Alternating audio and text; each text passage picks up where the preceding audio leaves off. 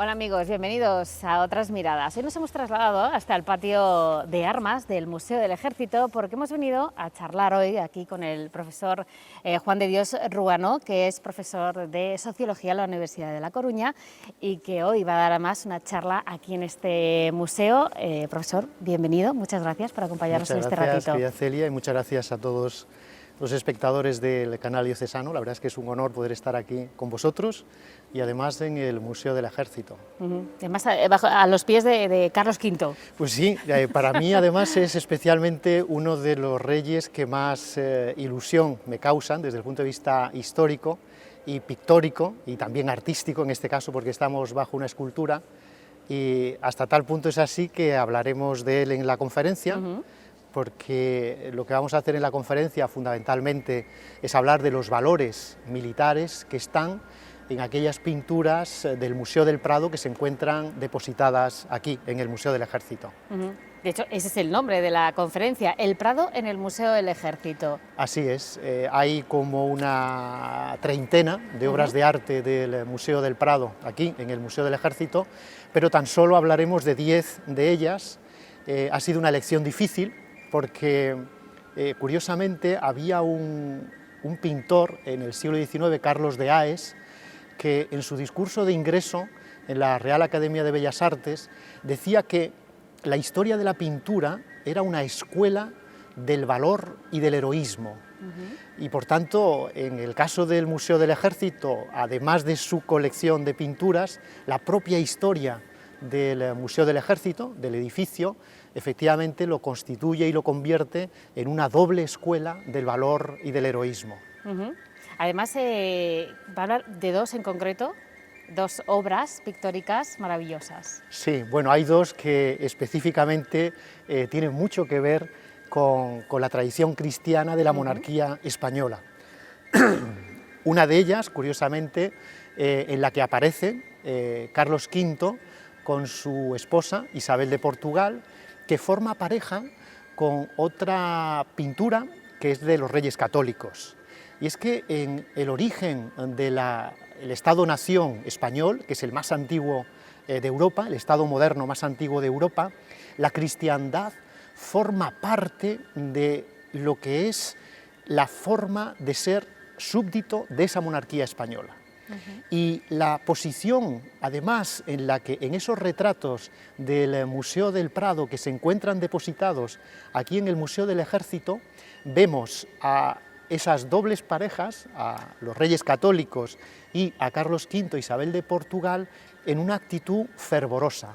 Están rezando, están de rodillas, y no solo es que a los Reyes Católicos les den el título de católicos por todas sus acciones, sino que, curiosamente, una de las maneras que se tenía en la España de los Reyes Católicos de manifestar que se era súbdito de la corona española y que por tanto no se era súbdito de un rey feudal, o de un señor feudal, en este caso, era el que el propio súbdito manifestase, o el payés, porque esto eran unas guerras que ocurren en los territorios feudales del Reino de Aragón, llamaban las guerras de remensa, donde los payeses no podían abandonar las tierras de sus señores feudales, salvo que pagasen un estipendio al señor feudal.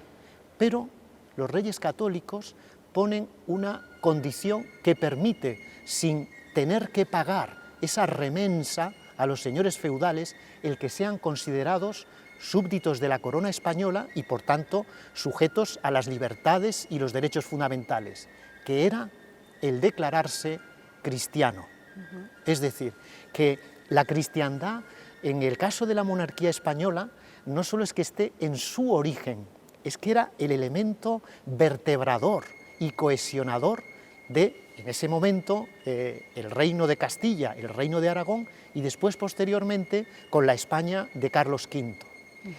Carlos V, además, que llega a ser emperador del Sacro Imperio Romano Germánico, es decir, es el título que tiene el paladín, el caballero cristiano que empuña su espada para defender la cristiandad. Bueno, pues ese es Carlos V, quien no solo es el paladín de la cristiandad en el viejo mundo, sino que también hace que los españoles en el nuevo mundo extiendan el cristianismo precisamente en esa parte del imperio español que es América. Es decir, que tenemos al primer y único emperador del viejo y del nuevo mundo, que es Carlos V, expandiendo y defendiendo justamente la cristiandad en todas las tierras conocidas del orbe. Es muy interesante además porque el hecho de que todas las obras de arte a lo largo de la historia han sido testigos y nos han ido contando también un poco, nos van contando, son como el periódico de la época, ¿no? Efectivamente, bueno, y además no solo es que las pinturas de ese momento nos expresen un poco lo que es la historia o los acontecimientos, sino que cada una de esas pinturas nos traslada un mensaje desde el punto de vista, en el caso de la selección que hemos hecho, de los valores de las reales ordenanzas. Una de las cosas que a mí me encanta en este caso es unir la ética de los valores militares de las reales ordenanzas a la estética del Museo Nacional del Prado.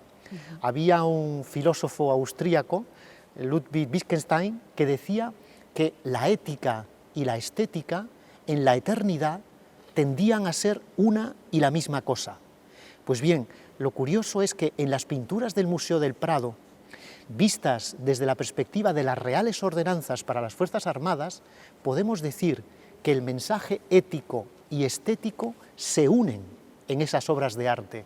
Es decir, cada una de esas obras de arte, que son obras maestras de la pintura universal, tienen un mensaje ético, un mensaje del comportamiento que deben tener, en este caso, los militares españoles, que es lo que vamos a exponer en esta conferencia, con lo que son los valores, como digo, de las reales ordenanzas.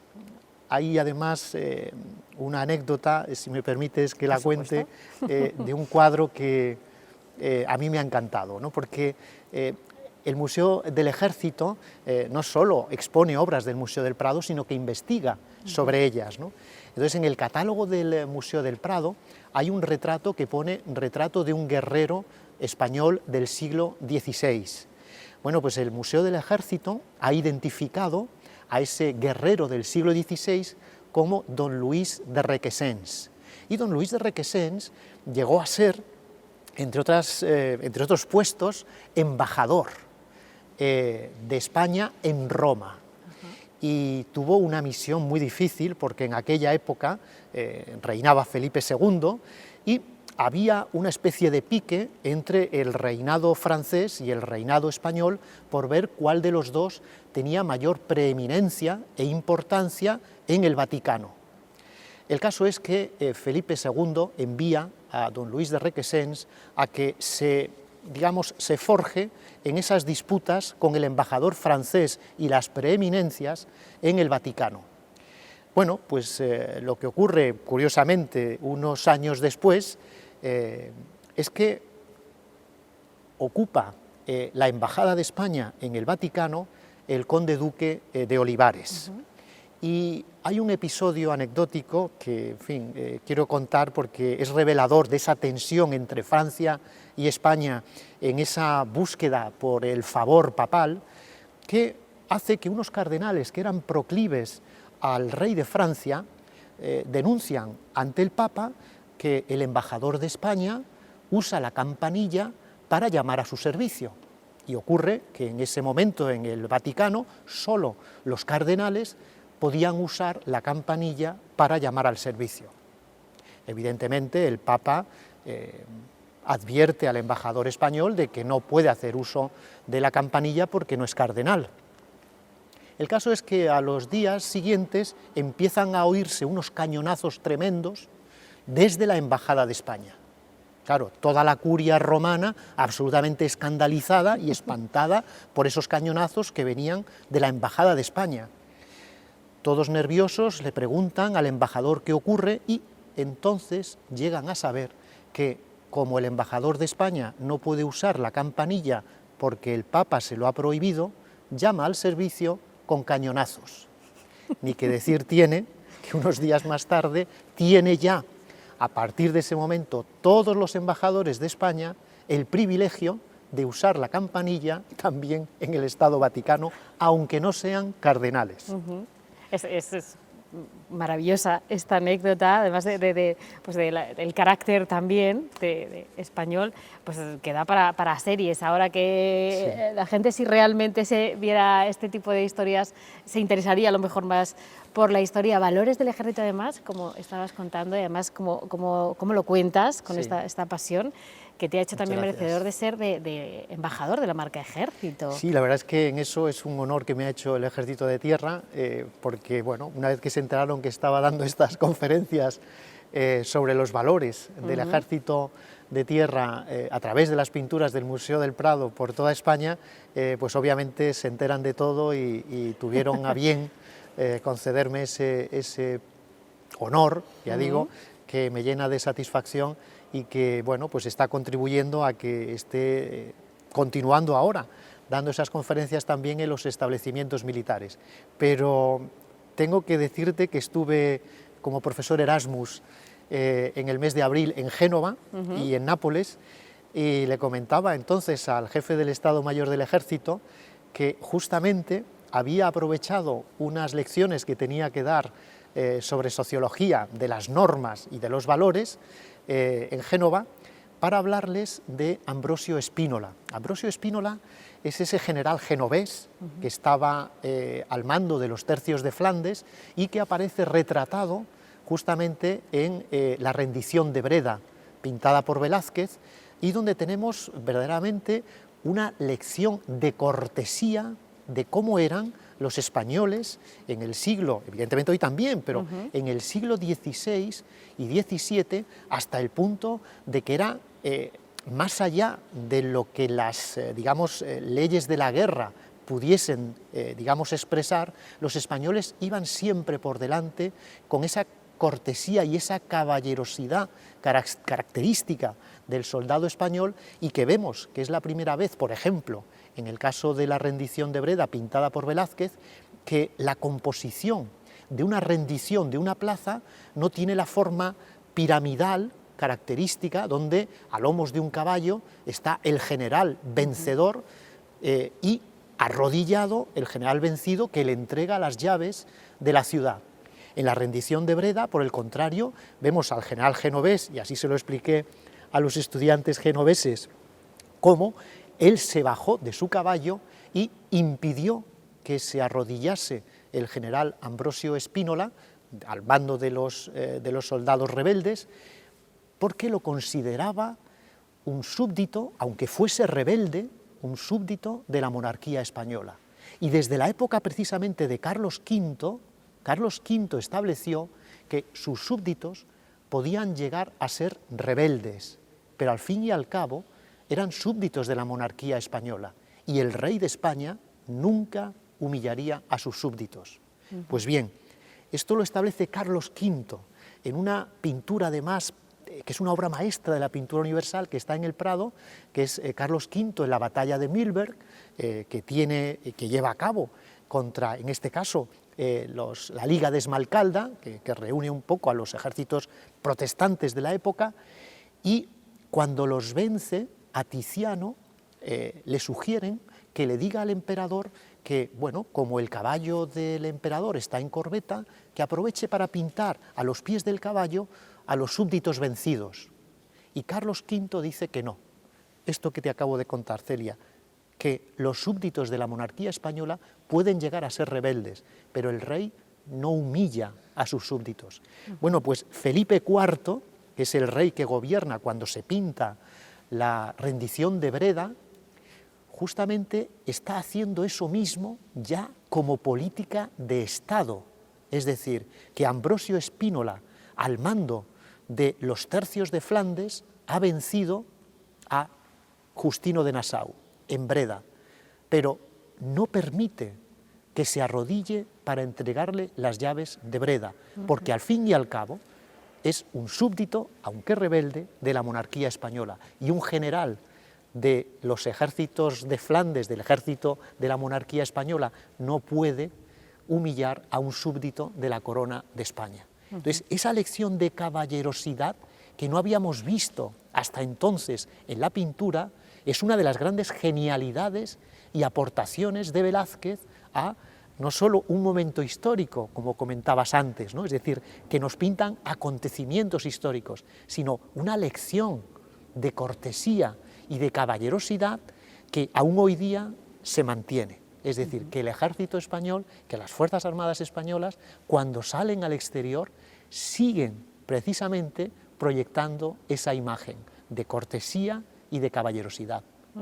Esos valores del ejército tan arraigados, que además es que pues esa lealtad, esa entrega hacia al final hacia los ciudadanos, hacia la ayuda, ha ido a lo mejor pasando por diferentes fases, pues como todo en esta vida, pero ahora estamos recuperando otra vez ese orgullo nacional por el ejército, pues Operación Balmis, en Filomena, el volcán de La Palma, que el ejército está para ayudarnos a nosotros, que realmente es algo que hay que tener en cuenta y que valorar. Efectivamente, yo creo que además el espíritu de servicio, que forma parte del ideario y de los valores de las Fuerzas Armadas, es característicamente una nota favorable del ejército español. Lo que ocurre, y por eso comentabas que estamos recuperando esa valoración de nuestras Fuerzas Armadas, es que nuestras Fuerzas Armadas no aparecían ante la vista de los españoles, es decir, estaban desplegados en operaciones que siempre pues, están en el extranjero, o están en el Líbano, o están en Mali, o están ahora desplegados en Lituania, en Letonia, en Turquía, pero esto no lo percibe el pueblo español. Ha bastado que hayan tenido que intervenir ahora ya, pues evidentemente con la unidad militar de emergencias, con ocasión del volcán o de los incendios forestales, o en la operación Balmis que comentabas, ¿no? Con la epidemia, para que los españoles efectivamente aprecien eso que hacen sus Fuerzas Armadas por ellos, porque en última instancia no podemos amar lo que no conocemos, y lo que ocurre en ocasiones con el ejército español, con nuestras Fuerzas Armadas en general, es que los españoles no conocemos a nuestras Fuerzas Armadas. Entonces, por eso hay españoles que no la aman, porque es que no conocen qué es lo que hacen. Basta que se conozcan qué es lo que hacen esas Fuerzas Armadas para que efectivamente se recupere ese amor que yo creo que nunca se ha perdido. De hecho, hay un valor del que hablaremos hoy, que es el amor a España. El amor a España es el valor, casi diría, principal. Bueno, pues curiosamente hay un lema en latín que dice el amor todo lo vence. Bueno, pues realmente la nación española es la única nación, Estado moderno, que surge por amor. Es decir, todas las demás han surgido por alianzas, por intereses, pero cuando Isabel de Castilla y Fernando de Aragón se casan prácticamente en la clandestinidad, se casan enamorados y desoyendo los intereses que las cortes de sus respectivos reinos piden para ellos. Es decir, Isabel la Católica coloca como condición sine qua non para ser reina el que ella ha de elegir entre los que le propongan, pero una decisión que ya había tomado ella antes, que era casarse con Fernando. Bueno, aquello fue, de alguna manera, un problema en la corte, ¿no? Bueno, pues se casaron en la clandestinidad y con posterioridad el Papa tuvo que, efectivamente, autorizar ese casamiento que se había realizado única y exclusivamente por amor. Es decir, que la unión del Reino de Castilla con el Reino de Aragón no es por intereses particulares o políticos, es por amor. Entonces, ese amor a España, que luego llevan no solo a los reyes católicos efectivamente a constituir ese primer reino, esa primera nación-estado, es luego proseguida por Carlos V e Isabel de Portugal, que son los nietos de esos reyes católicos. Es decir, tanto Isabel de Portugal como Carlos V son nietos de los reyes católicos y también estaban perdidamente enamorados el uno del otro. Y de hecho, bueno, en el caso de los reyes católicos, ellos hacen que, bueno, en Aragón no se consentía que una reina fuese reina, ¿no? Bueno, pues claro, en las disputas estas, curiosamente, ocurre una anécdota curiosa, que es que la reina Isabel la Católica firma todos sus documentos oficiales en nombre del rey y la reina. Y lo mismo hace Fernando de Aragón, en nombre del rey y la reina. Y lo curioso y anecdótico es que cuando nace la infanta Juana, ese lenguaje del tanto monta, ¿no? de la equivalencia entre la reina de Castilla y el rey de Aragón en todos sus territorios, y que valía la palabra de uno de ellos para que afectase a ambos territorios, esa equivalencia llega al punto de que uno de los cronistas oficiales, cuando nace, como digo, la infanta Juana, no se le ocurre otra cosa que escribir en las crónicas históricas: y los reyes parieron una hija. Es decir, que no fue solo Isabel la Católica, sino que también el rey Fernando había parido una hija, porque esa era la equivalencia que había, ¿no? Entonces, verdaderamente ese amor a España, en el caso de los reyes católicos, que ya digo, es el primer deber de un militar, también ocurre con Carlos V e Isabel de Portugal. Los dos llegan a la corte española. Isabel de Portugal, obviamente de Portugal, con sus costumbres, sus usos, su corte portuguesa, que además tenía unos usos y unas costumbres mucho más liberales que lo que eran los gustos de la corte española, ¿no? Que eran mucho más sobrios. Y llega también, en este caso, Carlos V, hablando alemán, hablando flamenco, hablando francés, pero no hablaba castellano, y con los usos y la corte y el séquito que venía de Flandes. Bueno, pues ambos renuncian al séquito portugués, al séquito flamenco, a los usos y costumbres de Flandes y de Portugal, justamente en favor de lo que serían las costumbres y la lengua española. Por tanto, ambos manifestaron también en su corte más íntima ese afecto y ese amor por España. Es un gustazo estar escuchando esta clase de historia tan magistral, de verdad. Pero ¿de dónde viene esta pasión, este amor por el ejército? En un momento, además, que es verdad que, como dices, que hay que volver a amar España como nació, porque ahora parece que decir que soy español es algo malo o es algo negativo. Pero ¿de dónde le nace a usted, profesor, esta pasión, este amor por el ejército español, por la historia de España, al fin y al cabo, ¿no? Pues la verdad es que antes, bueno, evidentemente estaba como profesor titular en la Universidad de La Coruña, en la Facultad de Sociología, y fui elegido diputado nacional por La Coruña, y tuve el honor de estar como portavoz de Cultura en la comisión del Congreso de los Diputados y en la Comisión de Defensa. Con lo cual conocí, por un lado, como portavoz de la Comisión de Cultura, el Museo del Prado, que me admiró poderosamente, hasta el punto de que yo iba al Museo del Prado, a las salas del Museo del Prado, a repasar mis discursos. O sea, en las salas del Museo del Prado, yo paseando, iba rememorando los discursos, porque hacerlo en el Congreso era como que siempre te estuvieran interrumpiendo, ¿no? No había manera, efectivamente, ¿no? Así que me iba al Museo del Prado. Eso por la parte discursiva, pero es que luego en la Comisión de Defensa, esto que comentábamos antes, ¿no? Es decir, conocer a nuestras Fuerzas Armadas, conocer a los hombres y mujeres que forman parte de nuestras Fuerzas Armadas, es amarlos, porque realmente es una gente donde puedes observar los mejores valores que en España pueda haber, ellos los encarnan, y además de manera permanente, ¿no? Entonces, cuando terminé ese periodo de representación de los coruñeses en el Congreso de los Diputados y volví a mis clases, dije: ¿qué me ha enseñado estos 4 años como portavoz de Cultura y miembro de la Comisión de Defensa en el Congreso de los Diputados que yo pueda enseñarles a mis alumnos? Y efectivamente ahí es cuando empezó mi interés por conocer eso que a los sociólogos nos interesa muchísimo, que son los valores y las normas de una sociedad, y por otro lado, lo que es la estética, en este caso, del Museo del Prado. Así que lo que hice fue combinar ambas pasiones que había, digamos, aprendido en mi paso por la política, y tratar de enseñar ese mensaje ético y estético que encontramos en las Reales Ordenanzas de las Fuerzas Armadas y en la colección de obras maestras del Museo Nacional del Prado.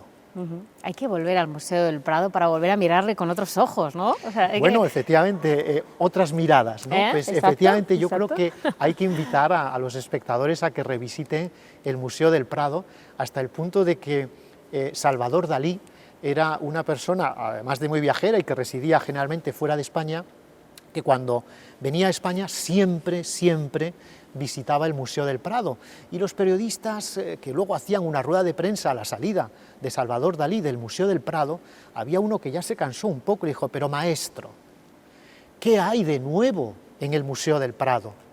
Y Dalí le dijo: Velázquez, siempre Velázquez. Es decir, realmente cuando uno se encuentra a un maestro de la pintura universal como Velázquez, siempre puede volver a mirarlo con una mirada distinta, con una nueva mirada. Siempre descubrimos cosas nuevas en los cuadros de las obras maestras del Museo del Prado, porque lo que tiene justamente una obra maestra es que siempre podemos ver algo distinto, apreciar algo diferente a lo que en su día vimos cuando hace unos meses o unos años vimos esa pintura, ¿no? Es decir, es como el Quijote también, ¿no? Es decir, pasan los años y el Quijote que lees con 16 años porque tienes que presentar un trabajo en bachiller no es el mismo que lees cuando tienes 30, cuando tienes 40 o cuando tienes 50, lo ves con otra mirada, ¿no? Bueno, pues ese es el valor de los clásicos, que siempre están vivos para aquellos que en cualquier momento de su etapa vital son capaces de mirarlo y aportar y enseñarnos nuevas experiencias de un mismo texto. Es el mismo texto, pero lo estamos mirando de otra manera, desde otra experiencia. Bueno, profesor, se nos acaba el tiempo, pero bueno, estaré aquí escuchándole pues sobre todo lo que fuera posible. Emplazamos aquí a todo el mundo a que haga esa nueva visita al Museo del Prado, o bueno, que vengan aquí al Museo del Ejército, porque también tiene unas maravillosas obras de arte y pueden también visitar aquí a Carlos V si les interesa. Muchísimas gracias por habernos acompañado este ratito, ha sido un placer. Y bueno, le esperamos aquí en cualquier otra ocasión que pueda volver a Toledo. Muchísimas gracias, querida Celia, y muchísimas gracias a todos vuestros espectadores. Y ya digo, con esa invitación, no solo al Museo del Prado, sino también a que vean el Museo del Ejército y las obras que del Museo del Prado están en el Museo del Ejército, pues seguro que van a disfrutar de esas visitas. Muchas gracias. Y este es el broche de oro, además, esta temporada, última temporada de Otras Miradas, y qué mejor manera que con usted. Muchísimas gracias. Gracias, muy amable.